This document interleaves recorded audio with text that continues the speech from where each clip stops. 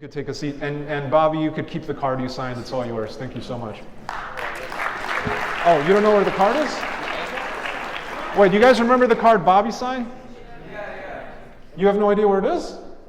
You remember I said I met your future self? Yeah, you've had it on you this whole time. It's one of those time paradoxes. You have it somewhere a magician gets accused of hiding cards, which is why I have my sleeves. I don't have any sleeves. But your sleeves aren't. Yeah. Oh. Go ahead, take a look at it. Yeah, show the audience. What do we have here? It's the signed one, isn't it? Thanks, Bobby. Thank you so much. Thank you for joining me. Yeah. Cool. All right. So here's the part where I do a little bit of talking. I'm going to share a little bit of like my story, if you will. So high school was kind of crazy. It was probably started out like really great, and then it was terrible. I don't know if any of you can relate. So around like 14 or 15, I was one of these kids, or just people in general. I never understood how someone can be unhappy or like anxious or fearful or feel any of these kinds of things. I saw that on TV. I heard interviews and stuff and whatever, maybe throughout life, and I always kind of had this idea like, okay, these people are nuts. What is this like panic attacks? What is all that about? I don't understand it. And then suddenly I was 14, 15, and I'm going up a flight of stairs, and I start to get this crazy panic attack. And like I feel like I'm losing control.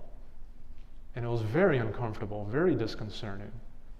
And essentially from that point forward, I started experiencing them every single day, throughout the day, these huge waves of fear just kind of bubbling within my body, and it was just very uncomfortable. And it started happening around, I would say about 15 or so. And yes, it was triggered by like a breakup, if you will. It was like my first relationship at that time, and it was like, oh my God, I have a relationship, this is amazing. And then, oh, I no longer have a relationship. And yes, there was sadness, of course, and all that stuff.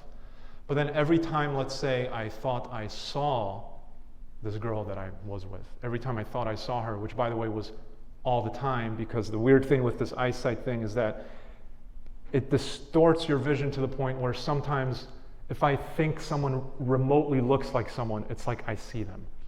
So suddenly I thought I was seeing her everywhere, and there was this, but then suddenly this fear started coming up in things that seemed totally unrelated to this particular relationship. So I went into this like loathing and misery, and I just did not understand what was going on. And that happened for, I would say, almost 3 years. And the breaking point for me, and again, I had already been like doing magic and stuff. I had already been performing for people. I was very comfortable getting up in front of a crowd and talking. Suddenly, I wasn't at all. And I remember there was my junior year of high school, it was like a chemistry presentation. And I didn't even have to come up in front and say anything in front of the class. All I had to do was show the video that I made for this presentation, chemistry around the house or something. I had to film stuff and say how the chemical composition of this soap worked or whatever. And so I'm like, all right, I don't have to worry about anything. All I got to do is go up, plug in this camera, and everything's going to be fine. Well, I went up, and those same feelings, the shakes, the sweats, the heartbeat, the throat closing up, all that stuff started to happen again. And I didn't even have to say anything. All I had to do was just plug in this camera. I'm like, okay, that was terrible. I sit down. I show the presentation. Class loves the presentation. Everyone thinks it's funny and great. I'm like, oh, thank God. I'm off the hook. I'm just going to go up, unplug it, and everything's going to be great. I go up, unplug it, same feelings come up again. I'm like, all right, this is really where, to me, I just realized this is not normal by any means. So I opened up to a friend in class. I told her I'm going through this stuff I've never told anyone about. She's like, oh, you want to read this self-help book? Like, okay, whatever. I'll do anything at this point. So she gave me this book. It's a very good book called The 4 Agreements. And basically what the book encouraged me to do was something that no one had ever encouraged me to do. I was never taught. What the book encouraged me to do was to observe my mind. Is to start watching the thoughts that were moving through my mind. And when I started doing that, I noticed that a lot of these thoughts were negative. There was a lot of stories that were looping through my mind about myself, about other people, about what they thought of me.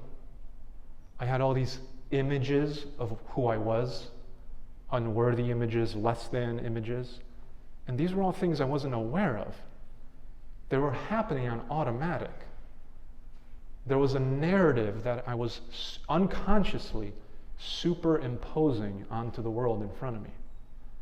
Because if I looked at the world objectively, there was nothing to be afraid of. It was just people, bodies moving, walking around. There was nothing to be afraid of when I went up, plugged in that camera, unplugged it, whatever.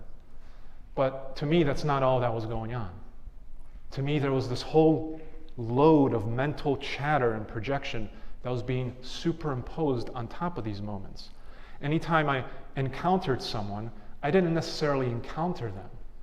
I encountered maybe an image of who I thought they were, and then I encountered all sorts of ideas of what they thought about me and how they were judging me. And so I wasn't even necessarily having a relationship with this person. I was having a relationship with an image of who I had of that person. And of course, all sorts of ideas of what they thought about me. So it was very hard to connect. So I felt very isolated and separated. But I wasn't aware that that's what was happening. All I was aware of was that I feel terrible, and I don't know why. So this kind of practice, if you will, sadly is still not incorporated into like schools and lives for the most part. It is slowly starting to kind of work its way into the mainstream. You guys might have heard of words like mindfulness. You guys heard of something like that? So like mindfulness is this exactly what I'm talking about. It's taking stock of your own mind. And what you realize is that there's a relationship between your mind and your emotions. There's a very intimate relationship between the thoughts that go through your mind, between the thoughts you believe, between the beliefs you have, and how you feel. This may sound obvious to you, or maybe not, but it was a revelation to me at that time. And becoming aware of that more and more, daily taking stock of that, what's going on, is probably one of the most important lessons I could have ever learned. And it's something that I continue to do. And it's something that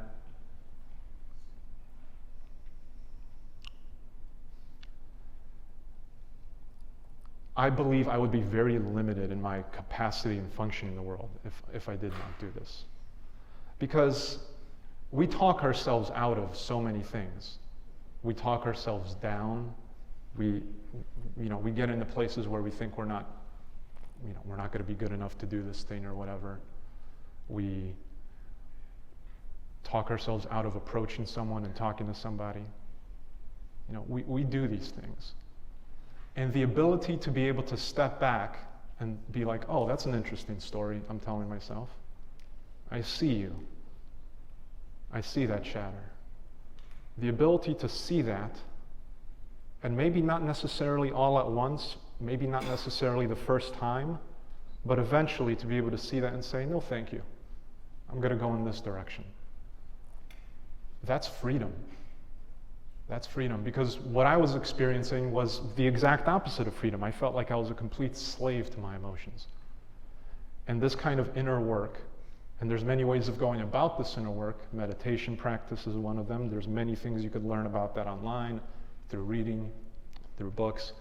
And meditation doesn't necessarily have to look like sitting still and getting quiet, although it can, and that is a wonderful thing. Meditation can happen throughout the day as you're walking somewhere and you're just kind of observing what's going on. And it's only when you know what's going on that you have some power to make internal changes, to basically be more of the person you feel like you are. Because I felt like I was more than this. I felt like deep down I'm more than this. I can be different. I can really be myself. I feel like there's this person that's being weighed down by this, whatever this is. And I believe that is true for all of us, that there is this, whoever you feel like you are on the deepest level, I always personally felt like there's a certain magic here, that there's a certain uniqueness here, that we are all special and unique on the deepest level. I believe that is true for all of you. Phones and stuff, amazing tools, incredible tools, social media, you get to show your work to the world. It's not the only way. You know, for me personally, the way that I started getting my first big breaks in magic were not through social media, but it was through going out in New York and performing for people. And suddenly they're like, "Whoa, this is great," and connections and gigs and all that stuff. But that's not necessarily the way for everyone, not necessarily the way for every medium. Not everyone's a performer and stuff. And social media can be very powerful, a very powerful tool, a very powerful avenue to get your work, ideas, whatever it is, seen. The question is, are you using social media, or is social media using you? And it is a continuous practice for me to have it be, I don't know, the latter? To have it be me using it. Because what you may come to realize is, if you observe, is that these programs are in a way an extension of the human mind. And what I mean by that is, if we talk about like the dysfunctional parts of the human mind, and the dysfunctional parts, let's say, are like what I was just talking about earlier, is the negative thought loops that might form in our head, stories, judgments about ourselves, the world, and stuff like that. These things live, these judgments, these loops, these patterns, these mind patterns live off of your attention. It's when you attend to them, when you believe them, they get charged, they spin stronger. And these apps and such are not I'm not saying they're like evil mind patterns or anything, but of course, like anything else, like a TV show or whatever, they live off your attention. If no one was paying attention, there'd be nothing there. And you may notice that if you ever try to go off of them for like a week or whatever, they try to pull you back. They suddenly start sending you notifications and things that have absolutely nothing to do with you. I don't know if you guys have ever noticed that. You'd have to get off for a little bit to notice. They start telling you, "Hey, this person commented on this person's thing." And suddenly you get this notification. And for a second, I noticed this happen to me. Like, "Oh, this is about me. Okay, great." I click it. Has nothing to do with me. Suddenly the energy goes down. And then suddenly I'm kind of tempted a little to like get back on there for a little bit. Maybe create something so that I get a like or something. And there's nothing wrong with getting a like. It's been scientifically proven already. Like, you get that, there's dopamine rushes and stuff. But it can become somewhat like a drug, very much so.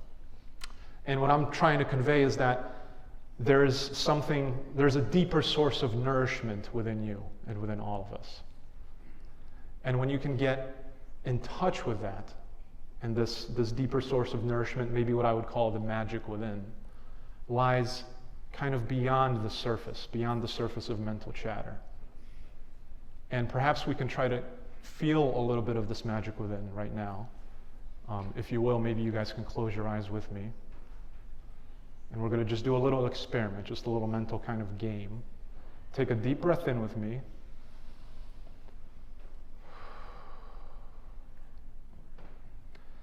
And for just the next few moments, let's pretend that you don't remember your name. You don't remember your history, your past, anything that happened in your life. You're just here. No name, no history. Ask yourself, what is left? If I had no name, if I had no history, am I still here?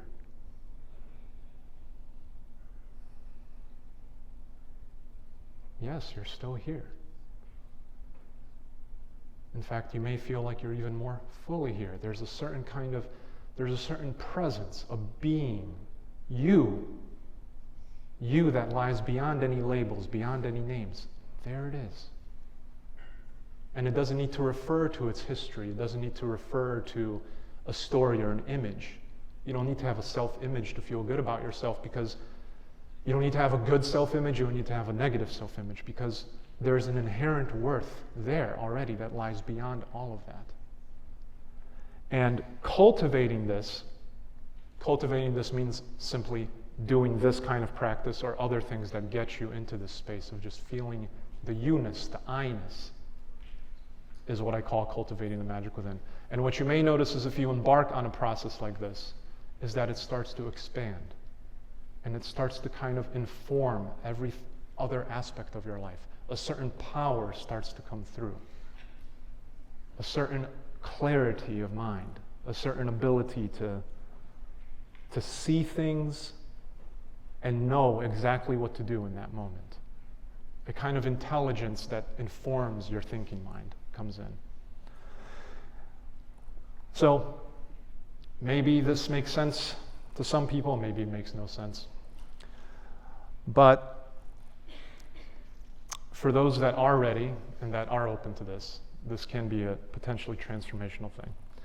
Now, getting out of high school, oh man, I was so excited. Oof. It's terrible stuff going on at home.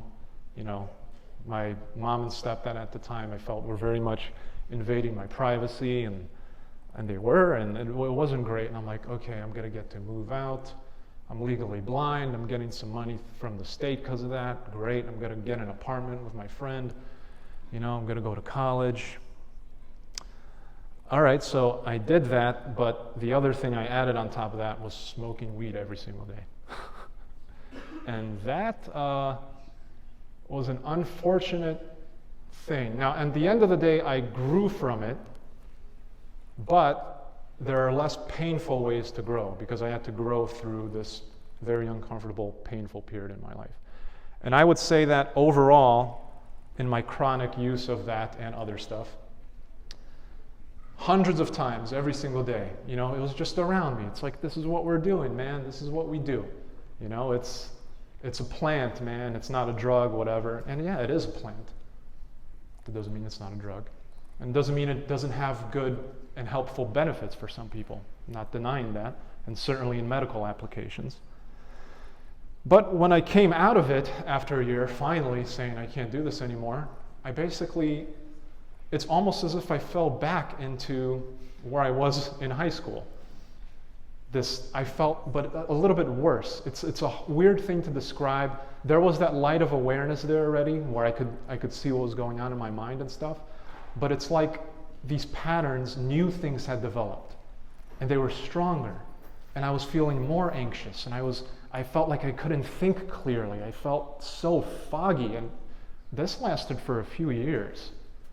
It was very uncomfortable, and it was only after loads of meditation and inner work and stuff like that I was able to get clear again and realize that, I guess according to scientific research, prolonged use of this stuff amplifies what they call the default mode network in the brain. And the default mode network in the brain is basically associated with the mental chatter, the blah blah, that just keeps going.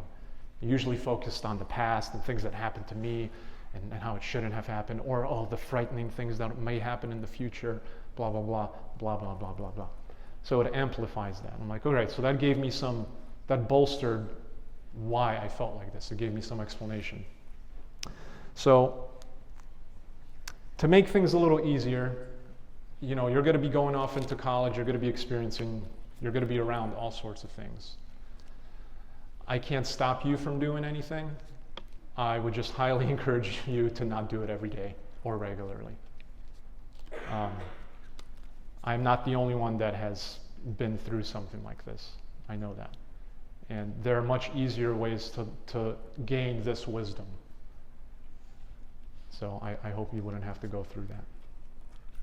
Now that we're done sharing my story and some of the things that I feel were very vital to basically me being able to live somewhat comfortably in this world. Let's get back into some magic. Everything is made of the same stuff, they say, the alchemists. Rearranged in different ways. I have a lighter. Do you mind lighting that lighter for me? I know I'm asking a lot. Let's see. Don't try this at home, okay? If you squeeze the flame, put your hand out for me, both hands. What do you feel? Water. What is that? Ice ball. Ice ball? Oh, good. There you go. Souvenir for you. Thank you so much. I'm sorry the card wasn't this much. And just like do one of these kind of like shuffles in there. Yeah, go ahead. Yeah, that's perfect. Now what I want you to do is, using your intuition, face down, start dealing cards that you believe are red on top of the red marker, and cards you believe are black on top of the black marker. Yeah, face down. Just start dealing. This is just pure intuition here.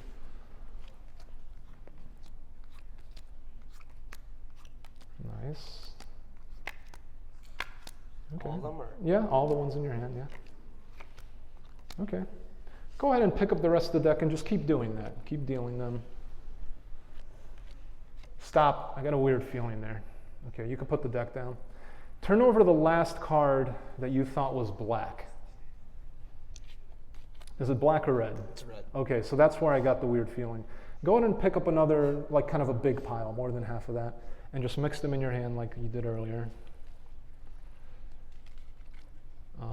You know, I'm probably running low on time, so let me try to speed this up actually. Here, you guys can see them.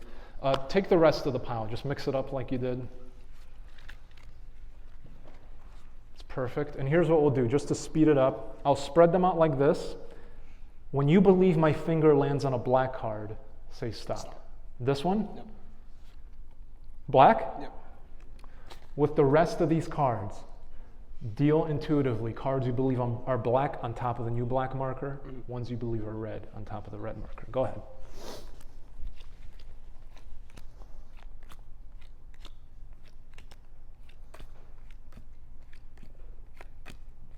Okay. Well, this is the moment of truth, and we can see them all more or less, right? So let's see. The last cards you thought were black. What do we have? Black? Black. Black. Black. Black. Black. Okay, that's pretty good. Let's see the next ones. What do we got? Red. Red. Red. Okay, so you have a future as a psychic, I'm pretty sure. That's pretty insane. Wow. Okay, so let's just speed it up. Rather than doing it one by one, we'll just spread these out. Do we have a perfect red and black divide? Yeah, we do. Well, you stole the show, my friend. Thank you so much. I'm the magician now. Yes, you are. You're the magician now. Well, thank you, everyone. Thank you for having me. Thank you so much.